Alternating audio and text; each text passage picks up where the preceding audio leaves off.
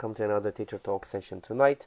And tonight we are going to have another educator, as usual, from different part of the world. And our educator is a teacher trainer and materials writer, Teresa Bestwick. And when she comes, we are going to start our live session with her. All right.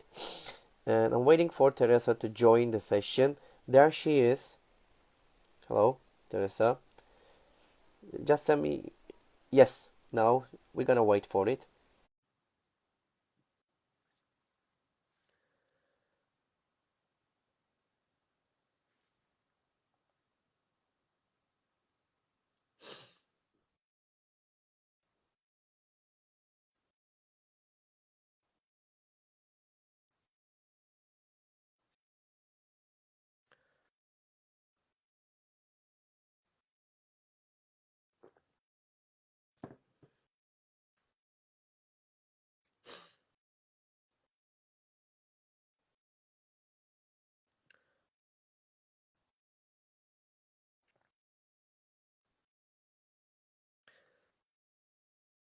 Yeah, we are going to talk different topics.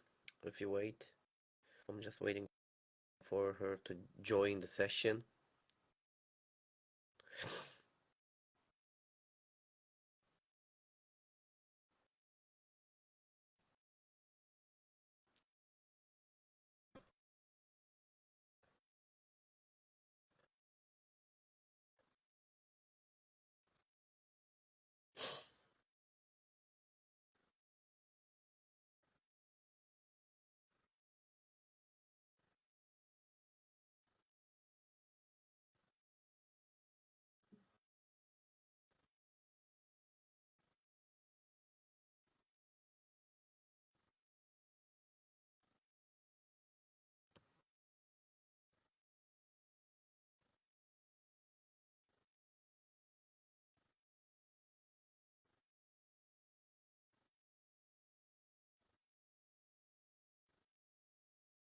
No, no, no, it takes time, but we will.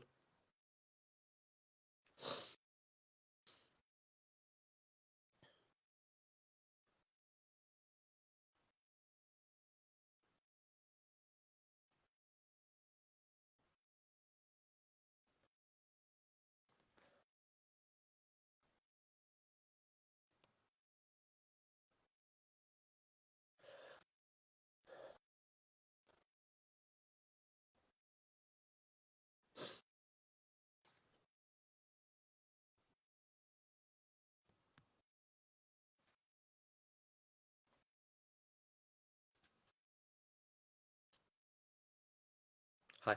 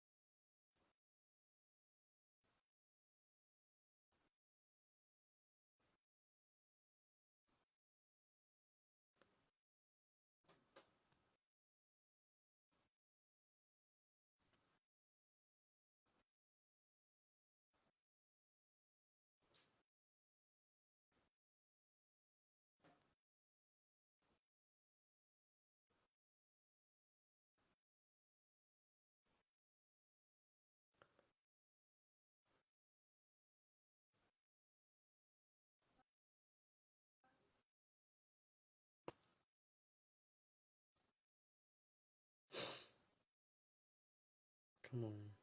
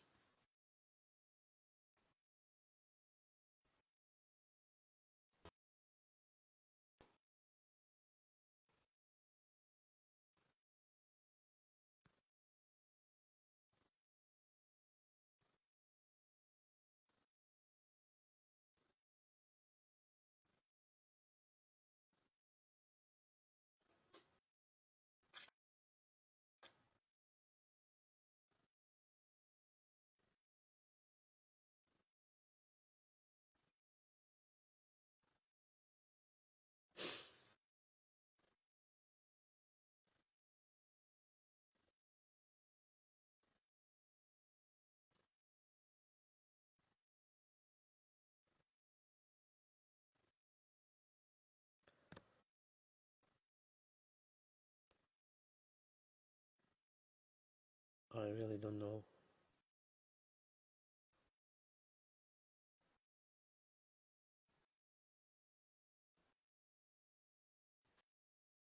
Now maybe.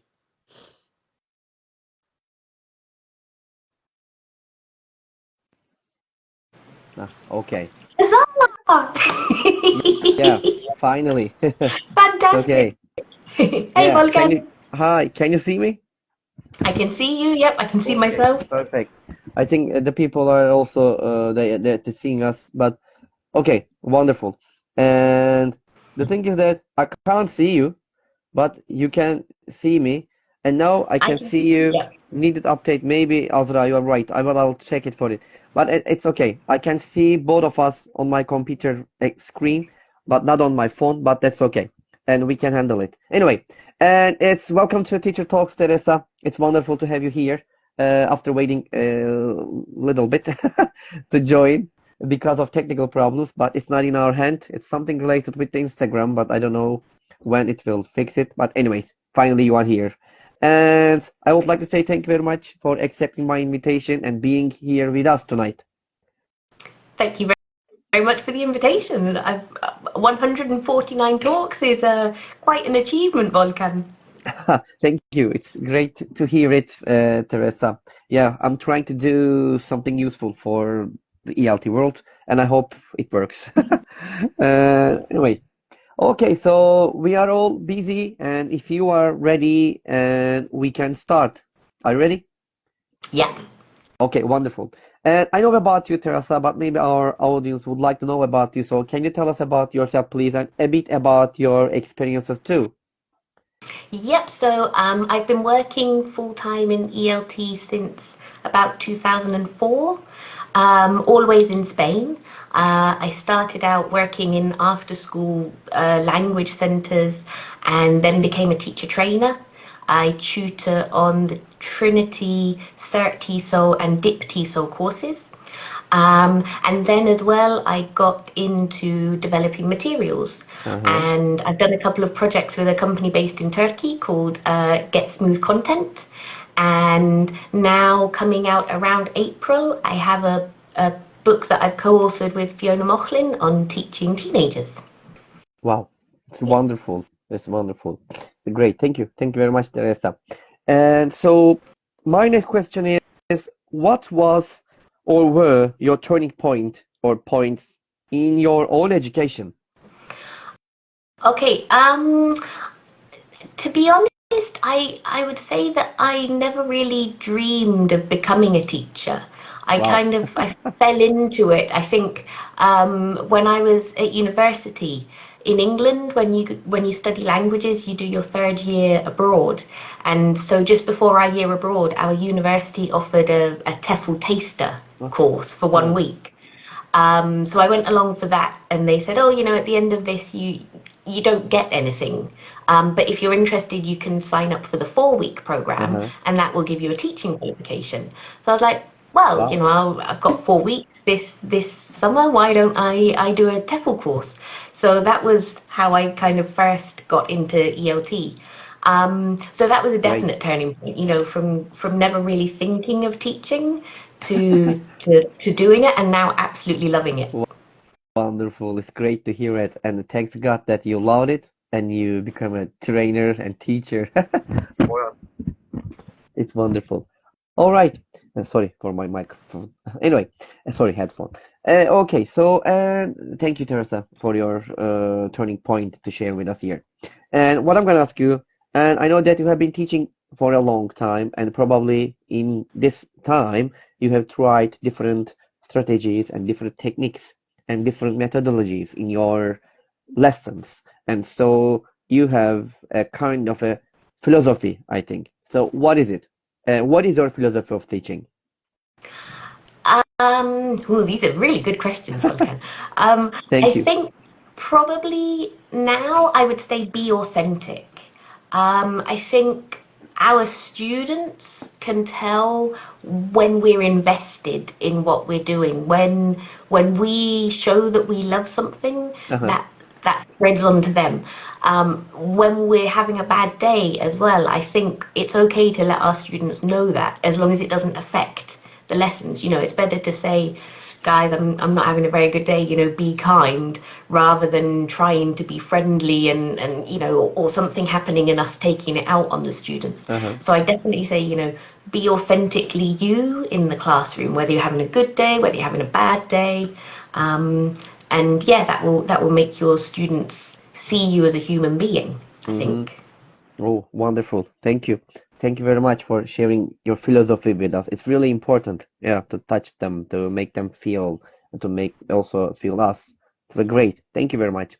And we are educators and we teach in our life, and for a long time we've been teaching for it. And in this time, or in our career, of course, we have some success stories, some, the failed stories, some good moments or bad moments. And can you tell us, uh, of course, if you have one or two success stories of yours, something inspirational? Um, so yeah, so when I first got into presenting at conferences, I realized that I was hooked and I absolutely loved it. And I loved going to conferences and I loved that meeting other people and sharing ideas.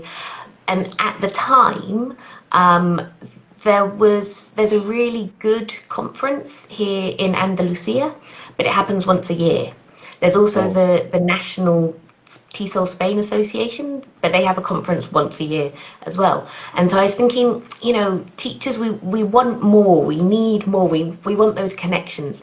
So about 10 years ago, I set up a local teachers organization with great. support from some great people in the area. And so now I'm no longer involved in the running of it, but we try to Oh, run three events a year. So we get local speakers as well to talk wow. about things that are relevant to our context, but also the bigger picture of ELT. And so I think that's kind of a success story because, Yeah, I think it shows definitely. anyone can do it. If you've got some connections locally.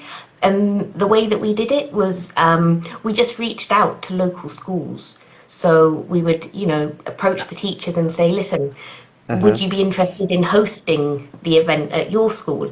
We didn't need publishers. People paid like a minimal fee, and then we went to have a coffee, and then we went at the end of the morning to have a drink together, just so that people could talk and carry on making connections.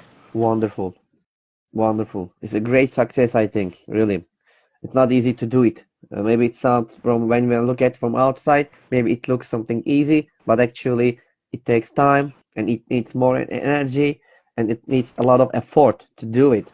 Really, it's a great success, I think.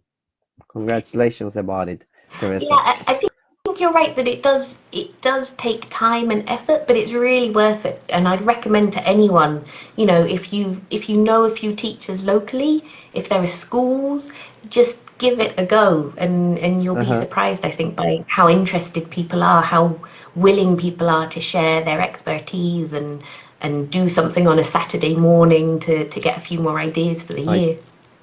see. Thank you. Thank you very much. And you have given kind of presentations and you have attended, the sessions, training sessions, I'm sure that a lot so far. So when you think about that sessions or presentations, what was the most or were the most interesting situation that you faced? hmm Um, I think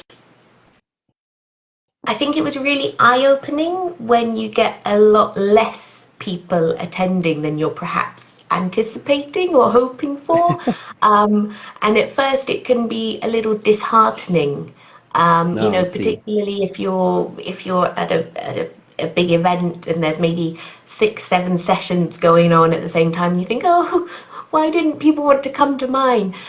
But then it made me realize that the people who are there really want to be there. They've chosen to come to your session. So that kind of flipped my chip a little bit. It's Mm-hmm. not so much about the quantity, it's about the quality the people that were there and who are willing to share ideas as well. Exactly. Having said that, I did have one session, and I'm a very practical person. I love doing kind of, workshop type things where they're really interactive, get people doing the activities. And I was speaking at our regional event quite a few years ago. And Mm-hmm. there was a guy on the front row who just looked so miserable. He looked so unhappy to be there. Everything in his body language was just saying, ugh. And I said to him, is everything okay? And he's like, yeah, all the other rooms were full, so I had to come to this one.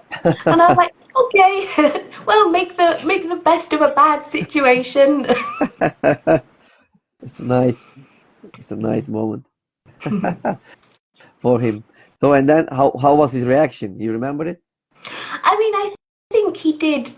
I think he did get a little bit involved, but I met him a few years later. I went to his school to do some training and realised that that was kind of his personality as well. Ah, He wasn't kind of a bouncy person. it's great.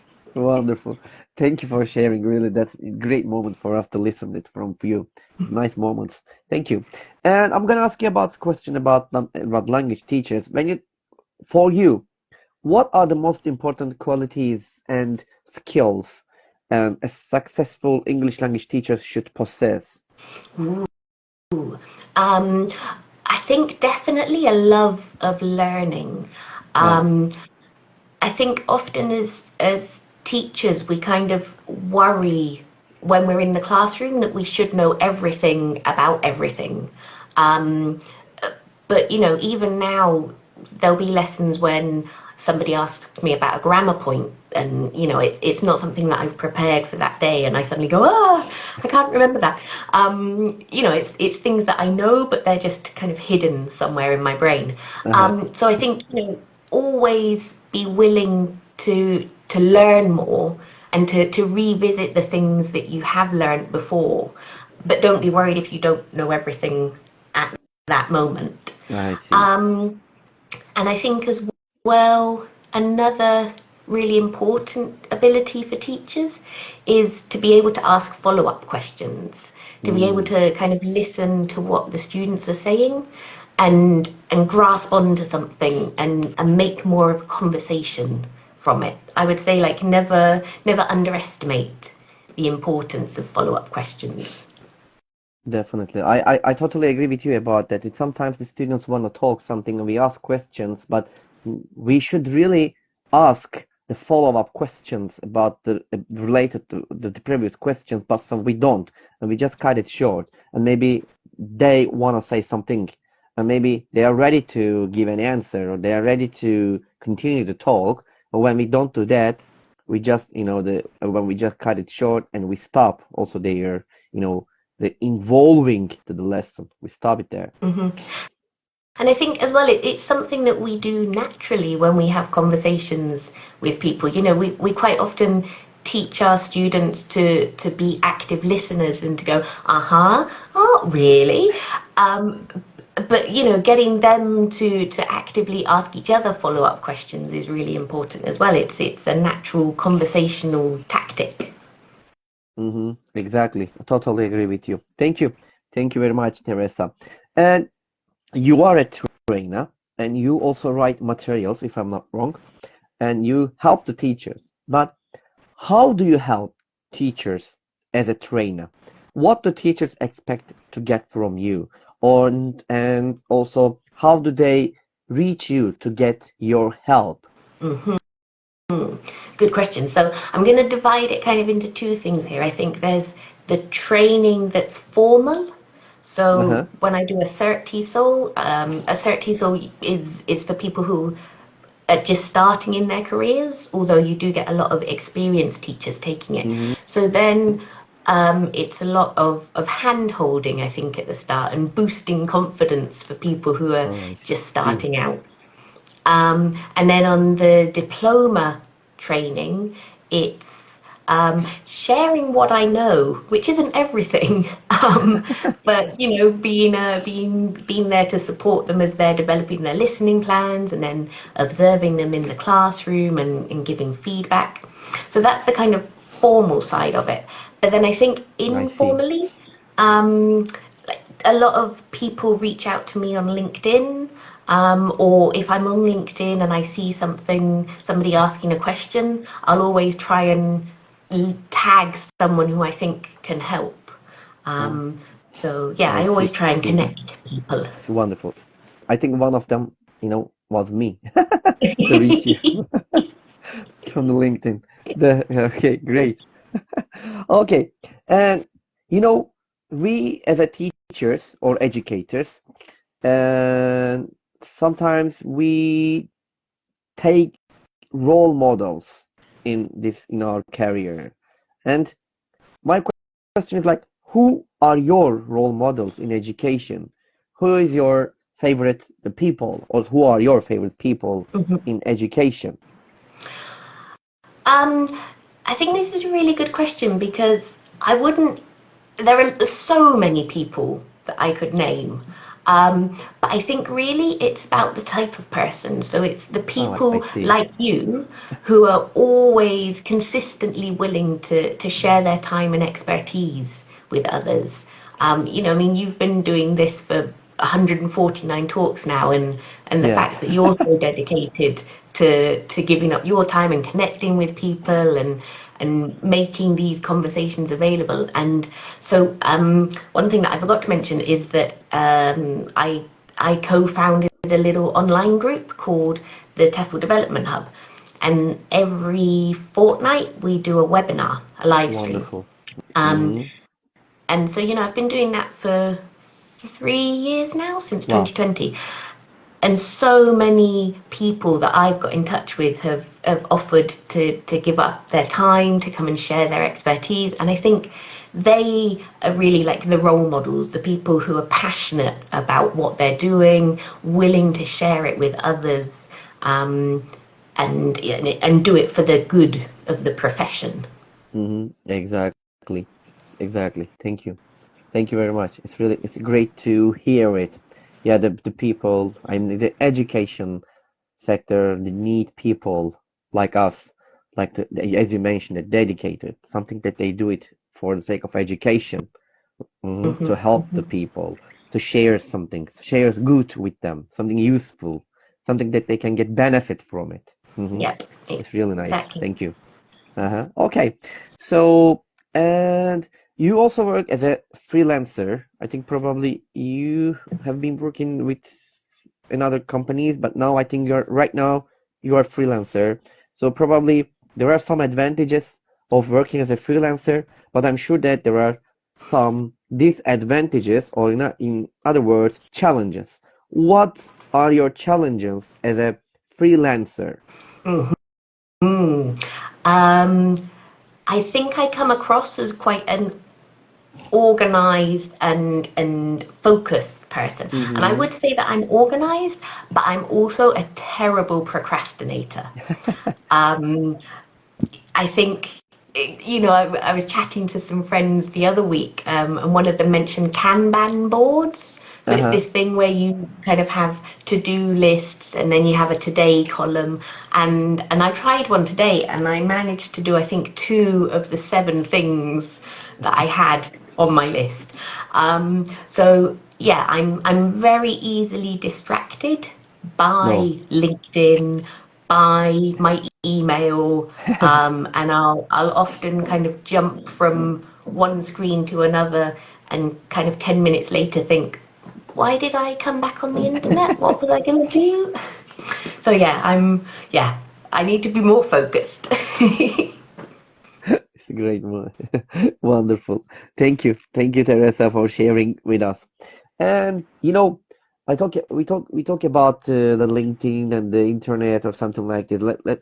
My question is something about the technology. Like, it's not easy to follow it, the technology. It's not easy. It's really fast. We go to bed and we wake up and there are lots of changing happens just in a couple hours. Okay, and in this period there are lots of developments and trends in education. And how do you stay updated with the latest developments and the trends? How do you do that? What are your suggestions to the people? So, I mean, definitely, like you've mentioned, LinkedIn is a fabulous resource. There are so many people who are on top of things and kind of sharing things, like Cecilia Nobody, she often kind of shares articles that are recent. Uh-huh. Dylan Gates is another person who's often sharing things related to ChatGPT and task-based learning, well, DogMe and things like that. So I think definitely kind of following people who are in the know is a great way to keep on top of things. And then the events that I do in the hub as well, Uh-huh. I learn a lot from Mm-hmm. that, particularly around new technologies, new apps, things that people are using in their classes. So that's a great way to stay connected to things as well. Mm-hmm. Thank you. Thank you very much, Teresa. Thank you. All right. In our classrooms, sometimes, especially, even sometimes we face difficulties. Not also new teachers. New teachers probably they face difficulties to create a student-centered classroom environment that promotes like the active language learning. So, and what strategies or the methods or techniques do you suggest for us or for them to create this environment, that student-centered classroom environment? So there's quite a few things that you could do here. So first of all, I think um, bringing in as much of the learner and yourself into the classroom. Uh-huh. So, we talk a lot about personalizing the content, building rapport with your learners so that you can find out about their interests, their hobbies, and then that helps you to develop lessons that they're more interested in participating in.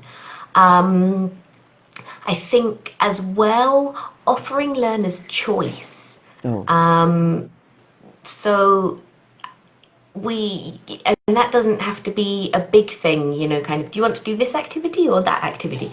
It can even be things like, if you've got 10 questions, say that they only Uh-huh. have to answer five. Um, or we talk a lot about choice boards as well. So when students have a homework activity, the objective is the same, but they have a choice as to how they complete the task. So, for example, I see. past simple, it Mm-hmm. could be, record a 1 minute video talking about what you did at the weekend, Oh. or write a tweet about what you've done today, what you did today, or write 5 questions to ask your partner about their weekend at the start of the next lesson. So they've got a lot more opportunity to be involved and take an active role in their learning. Oh, I see. Mm-hmm. Thank you. Thank you for the suggestions. Thank you, Teresa. All right. And Teresa, in your opinion, what is the most rewarding aspect of teaching and helping teachers, of course, and helping them improve their skills in English language interaction as a trainer? What are your ideas? Um, I mean, I think at the end of the day, better teachers make better learners. So Nice. any teacher who is invested in their development, who's learning more, who's participating in conferences, who's going to training sessions and doing qualifications and things, Uh-huh. obviously it's good for them, but the impact is really on their learners. It makes them better, it makes them more efficient, more Oh, I effective see. in the Mm-hmm. classroom. Um, and so I think that's really important. Kind of, it's not what can we do for us, it's what can we do for our students. How Uh-huh. can, even when we do a course, we should always approach it from, right, so now I know something, how can I apply it in my Oh, I practice? see. Mm-hmm. It's a good way to do it. And what I want to ask you, like, there are lots of teachers, and just like starting their teaching careers, okay? And you are a teacher trainer, and probably you have seen lots of new or beginner new teachers. So what advice would you give to new or aspiring language teachers who are just, they're starting their teaching careers? Mhm. So if it's someone who is thinking about getting into teaching, I would definitely say find a good quality qualification. Uh-huh. Um, if you invest in a good quality course, it just opens up more doors for you in the future, Oh, I see. in terms of getting better jobs. Uh-huh. Um, and then I think as well, try to see other teachers practicing as much as possible. Um, it it just gives you more confidence, gives you more ideas. Um, because quite often when people are doing initial training courses, if they get to the end of the lesson and they've got 5 minutes to spare, they kind of go, "Oh, what do I do now?"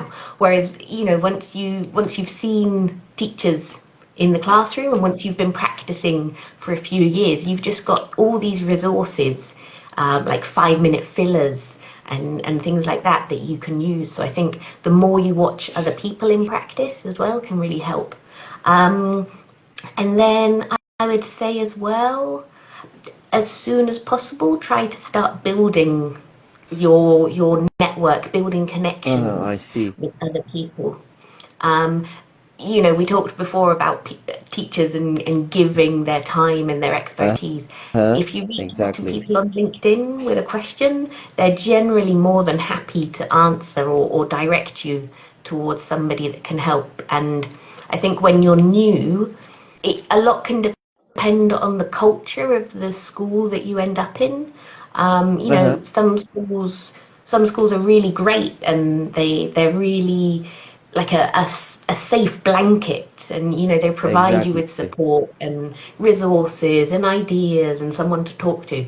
But if you're either working freelance or if you're working in a school that doesn't have that kind of safety net or community, then definitely go out and build it for yourself. Oh, I see. Thank you. Thank you for the suggestions for the new teachers. They're really great. Sometimes people ask to us, okay, you're teachers and your job is to teach. But what do you do when you don't teach? That's really nice questions. So let me ask you this question to you. Okay, what is your favorite thing to do when you're not working or when you're not teaching? Um, I mean, to be honest, I love early morning walks. I Oh, love, nice. I, for me, it's the best way to start my day. I won't say it makes me more focused because it doesn't, but definitely getting out the house and seeing the sunrise is really good. Um, Also, I'm a huge fan of sci-fi and fantasy, Oh, nice. so when I'm not in front of one screen, I'm often in front of another, watching something. It is nice. It's really nice. Thank you. It's also great to know that the things that you do when you are not working, it's nice. Thank you for sharing with us the things. Great. Okay, and the time flies, Teresa, and when you think about your future, maybe for example, after 10 years, how do you see yourself in 10 years? Will you still be a trainer or will you try to have another job or jobs? Hmm. To be honest, I can't see myself moving out of ELT. I Nice. can't Great. imagine. Great news. Yeah. I can't imagine, like, I don't know. I can imagine another job, like, working in a shop or something where you go to the shop, you close the shop, and that's your brain is done. I think teachers, our brains are never stopped.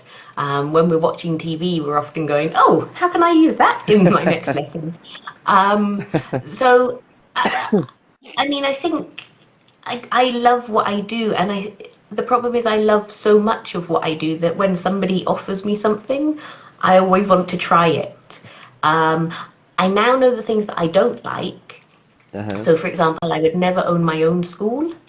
Um, I'm not a huge fan of managing people, so I wouldn't be interested in project management or anything like that. Um, but yeah, I love the variety, I think, that our profession has to offer. So who knows what the next 10 years might bring and where we might end up. It's great. Great. Well, thank you. Thank you very much for sharing your future with us. It was really nice to listen about your plans. And it's great news that you're still gonna be with us in ELT world, not going outside. Thank you. All right. Teresa, there are some moments in our lives and difficult moments, and when we face some difficulties, sometimes the people say like, "Oh my God, I wish what I'm gonna do now. I wish I could have that power. I could do this easily. I wish I could this power and I could do that easily, and I solve my problem." But when you think about it into the classroom, if you could have one superpower to use it, what would it be, and how would it help you in the classroom? Okay. Um, Yes, nice question, I'm I gonna think. I'm gonna say it's a superpower because it's not a superpower. It's something that people can do, but Ah, I can't. I wish I could give perfect instructions oh, for every activity. I see. That's nice. I think it's something that I've been working on for so many years. Um, and I mean, they've definitely gotten better. Um, but I think I would love to maybe the superpower could be that you could give the instructions in English and the students would just automatically understand exactly what you wanted them to do, with no need for instruction checking questions or anything like that. CQ or CCQ, it's really nice. Yeah, Like, I find instruction checking questions can be really patronizing, and I think that's why I don't use them. But yeah. So I think that's something I'm still developing in my teaching practice. Good instructions. great. It's something like, you are repeating yourself in a different way to make the students understand.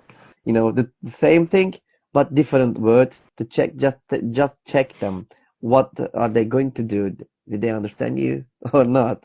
Yeah, yeah, yeah. And I think as well, for a long time we were told don't ask, do you understand? Yeah, Although exactly. Jason Anderson had a really good rationale for not asking that for using that question. Um, so I think it's still something to work on. Exactly. Okay, thank you. Thank you very much. By the way, time flies, Teresa. Just the two questions left. And okay, let me ask you the next question. And I hope it's going great so far, so good. Yeah, I hope you're on the board. I'm enjoying it. Okay, I hope everyone else wonderful. is enjoying It's listening to great. us.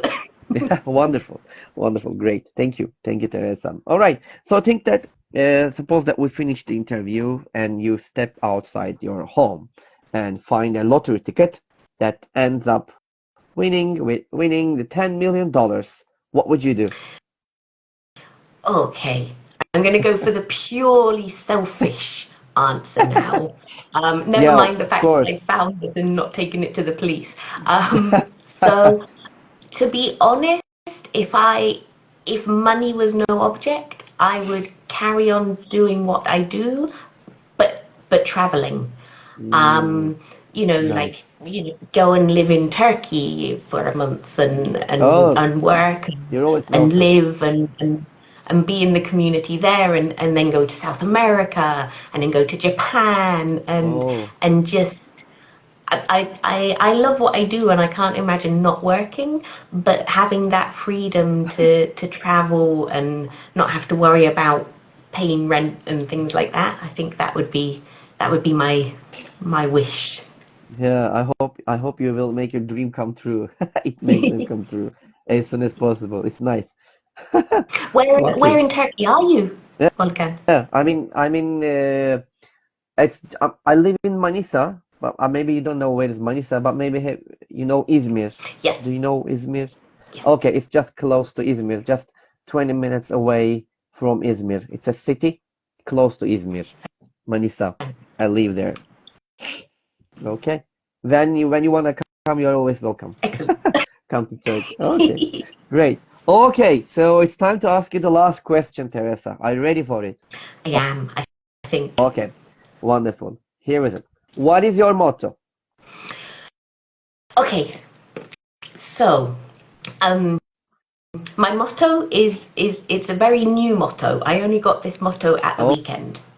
oh, Um, nice. because I was at a teacher educator Uh-huh. conference up in Zaragoza, organised by the fabulous Jim Fuller and Oh, TESOL Spain involved, and IATEFL TT EdSig. Um, and Duncan Ford gave a presentation, and he was talking about observations. mm-hmm. And whilst I was watching him, my new motto came to my head. So in English, we have this phrase, dance like nobody's watching, as in, you should just dance and be free. So my motto now is teach like somebody's watching. Ah, Um, because I think, so the reason that this came about was that he was talking about how often when people know they're going to be observed, mm. it panics them, and their lesson planning is completely different. They try to do activities that, to really show what they can do. Whereas at the end of the day, really, we should be giving lessons that we're proud of, and that we would be happy for people to watch Oh, every day. Not I see. not that. And I think the problem is that often observations are formal, and they're often for quality control. Sometimes they can be, they can have a negative impact on you as a teacher as well. And it's not that I enjoy being observed.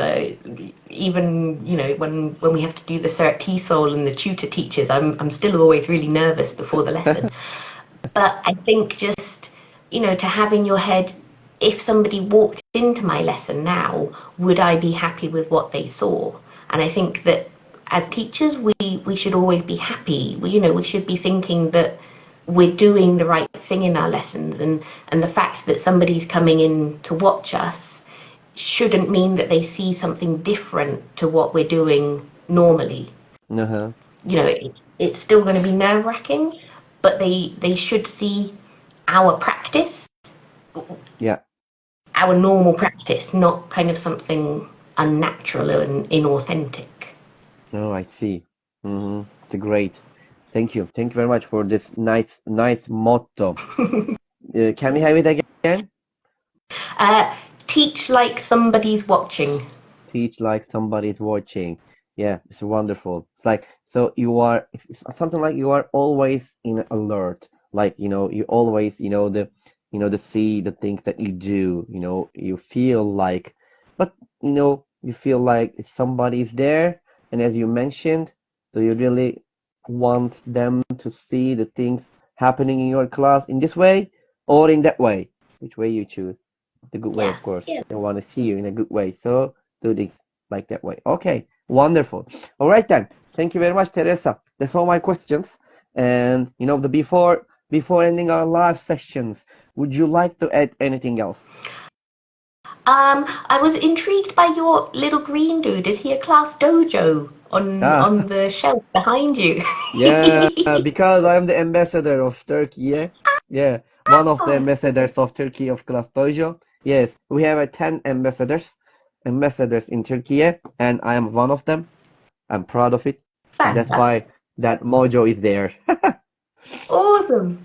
Yeah, cool. I Wonderful. mentioned you before as a role model, Volkan, but you just do so much, and continue pushing the profession forwards.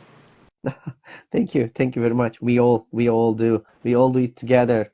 Yeah, we help each other. We like, that we stand together. We do it together. Everything. Oh, thank you very much, Teresa.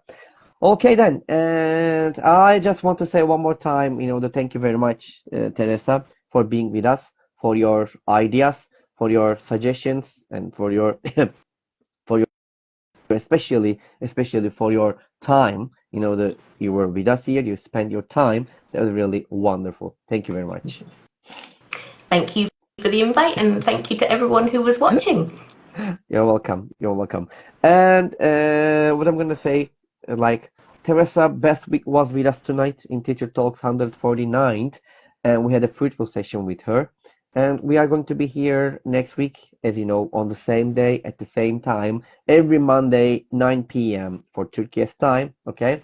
And until the next time, please take care of yourself, and please take care of Teresa, and wherever you are. And good morning, good afternoon, good evening, and good night, everybody. And again, one more time, take care of yourself, and peace.